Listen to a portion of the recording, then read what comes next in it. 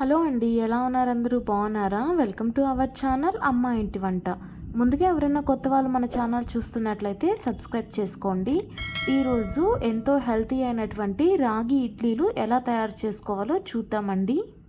మనం ఇడ్లీలు అంటే ఎప్పుడు బియ్యంతో లేదంటే రవ్వతో చేసుకుంటూ ఉంటాం కదండి. అలా కాకుండా ఇలా నేను చూపిస్తున్నట్లుగా రాగులతో ట్రై చేయండి. ఎంతో హెల్తీగా ఉంటుంది, అలాగే ఎంతో రుచిగా కూడా ఉంటుంది. ముందుగా ఒక గిన్నె తీసుకొని ఇందులోకి 1.5 కప్పు దాకా రాగుల్ని యాడ్ చేసుకోండి. అలాగే ఇప్పుడు ఇందులోకి 1/2 కప్పు దాకా బ్రౌన్ రైస్ని యాడ్ చేసుకోండి. బ్రౌన్ రైస్ లేకపోతే నార్మల్ రైస్నన్నా యాడ్ చేసుకోవచ్చండి. బ్రౌన్ రైస్ అయితే హెల్తీ కాబట్టి ఇక్కడ నేను బ్రౌన్ రైస్ని తీసుకుంటున్నాను. వెయిట్ లాస్ ట్రై చేసే వాళ్ళు కూడా ఈ రెసిపీ ట్రై చేయండి, ఎంతో మంచిదండి. అలాగే ఇందులోకి 1/4 కప్పు దాకా మినపప్పును కూడా యాడ్ చేసుకోండి. ఇప్పుడు వీటన్నిటిని ఒక రాత్రి పాటు వాటర్ పోసుకొని నానబెట్టుకోండి. నానబెట్టుకునే ముందే అవసరమైతే శుభ్రంగా కడిగేసుకొని నానబెట్టుకోండి, లేదంటే నానిన తర్వాత అన్నా శుభ్రంగా కడుక్కోవచ్చు. వీలైతే ఒక రాత్రి మొత్తం నానబెట్టుకోండి, లేదంటే 6 to 8 అవర్స్ నానితే సరిపోతుంది. రాగుల్ని యాడ్ చేసుకునేటప్పుడు ఒకసారి చెక్ చేసుకొని యాడ్ చేసుకోండి. చెత్త ఏమన్నా ఉంటే 1-2 సార్లు చెరిగేసుకొని వేసుకోండి. చూస్తున్నారు కదండి, నేను ఇక్కడ ఒక రాత్రి మొత్తం నానపెట్టుకున్నానండి. మినపప్పు అలాగే రాగులు ఎంత చక్కగా నాని ఉన్నాయో చూడండి. అవసరమైతే ఇప్పుడు మరలా ఇంకొకసారి శుభ్రంగా కడుక్కొని ఒక గిన్నె తీసుకొని ఇందులోకి 1/2 కప్పు దాకా అటుకుల్ని యాడ్ చేసుకోండి.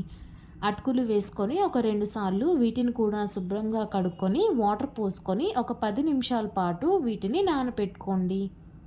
అటుకులు నానేలోపు ఇప్పుడు ఒక మిక్సీ జార్ తీసుకొని ఇందులోకి మనం కడిగి శుభ్రపరచుకున్నటువంటి రాగులు అలాగే మినపప్పు మిశ్రమాన్ని యాడ్ చేసుకొని కొంచెం వాటర్ పోసుకొని వీటిని ఫైన్ పేస్ట్ లాగా మిక్సీ పట్టుకోండి. చూస్తున్నారు కదండి, ఇలా వీడియోలో చూపిస్తున్నట్లుగా ఫైన్గా మిక్సీ పట్టి తీసుకోండి. మనం ఇక్కడ రాగుల్ని యాడ్ చేసుకుంటున్నాం కాబట్టి పిండి అనేది కొంచెం బరకగానే ఉంటుందండి. వీలైనంత ఫైన్గా మిక్సీ పట్టుకొని ఒక గిన్నెలోకి తీసుకొని పక్కన పెట్టుకోండి. ఇప్పుడు ఇదే మిక్సీ జార్లోకి మనం నానబెట్టుకున్నటువంటి అటుకుల్ని యాడ్ చేసుకొని అలాగే రాగులు మరియు మినపప్పు మిశ్రమాన్ని కూడా యాడ్ చేసుకొని వాటర్ పోసుకొని వీటిని కూడా మిక్సీ పట్టుకోండి. ఇలా మిక్సీ పట్టుకున్నటువంటి ఈ మిశ్రమాన్ని మొత్తాన్ని ఒక గిన్నెలోకి తీసుకొని మొత్తం బాగా కలిసేటట్లుగా కలుపుకోండి. అడుగు నుంచి పైదాకా పిండి మొత్తం బాగా కలిసేటట్లుగా కలుపుకోండి.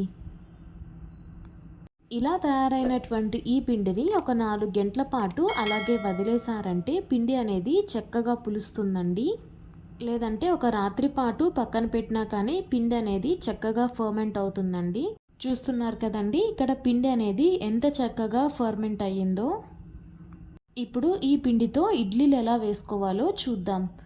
ఇడ్లీలు పెట్టుకోవడానికి కావాల్సినంత పిండిని తీసుకొని ఇందులోకి కొంచెం సాల్ట్ అలాగే చిటికెడు వంట సోడా వేసుకొని పిండిలో బాగా కలుపుకోండి.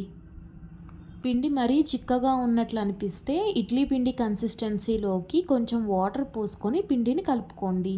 పిండిని కలుపుకోవడం పూర్తయిన తర్వాత ఇడ్లీ ప్లేట్లు తీసుకొని ప్లేట్లకి కొంచెం ఆయిల్ కానీ గీ కానీ అప్లై చేసుకోండి. ఇప్పుడు ఈ ప్లేట్లని ఇడ్లీ పాత్ర మీద పెట్టి మనం తయారు చేసుకున్నటువంటి రాగి పిండిని ఆ ప్లేట్లోకి యాడ్ చేసుకోండి. ఇదే విధంగా మీకు ఎన్ని ఇడ్లీలు కావాలంటే అన్ని ఇడ్లీలను పాత్రలోకి వేసుకోండి. ఇప్పుడు మూత పెట్టి ఒక 15 నిమిషాల పాటు ఉడకనివ్వండి. 15-20 నిమిషాల తర్వాత మూత తీసి చూసామంటే చూస్తున్నారు కదా, ఇడ్లీలు అనేటివి చక్కగా ఉడికి ఉన్నాయి. స్టవ్ ఆపేసిన వెంటనే ఇడ్లీలను తీయకుండా ఒక 5 నిమిషాలు అలాగే పక్కన పెట్టేసి 5 నిమిషాల తర్వాత ఇడ్లీలను సర్వ్ చేసుకోండి. చూస్తున్నారు కదండి, ఇడ్లీలు అనేటివి ఎంత చక్కగా వచ్చాయో. ఇలా రాగి ఇడ్లీలు చేసుకొని పల్లీ చట్నీతో కానీ లేదంటే కొబ్బరి చట్నీతో కానీ నంచుకొని తిన్నారంటే ఎంతో రుచిగా ఉంటుందండి. అలాగే ఇందులోకి మనం తయారు చేసుకున్నటువంటి ఊరగాయను కూడా నంచుకొని తినచ్చండి. నేనైతే ఇక్కడ మామిడికాయ ఊరగాయని నంచుకుంటున్నానండి. ఈ రెసిపీ వీడియో కావాలంటే డిస్క్రిప్షన్ బాక్స్లో ఇస్తాను, ట్రై చేయండి. ఈసారి బ్రేక్ఫాస్ట్లోకి ఇలాగా హెల్తీ రాగి ఇడ్లీలను ట్రై చేయండి, మీకు ఖచ్చితంగా నచ్చుతాయి. ట్రై చేసి ఎలా వచ్చాయో మీ కమెంట్స్ని నాతో షేర్ చేసుకోండి. ఈ వీడియో నచ్చితే లైక్ చేయండి. అలాగే మన ఛానల్ని సబ్స్క్రైబ్ చేసుకోండి.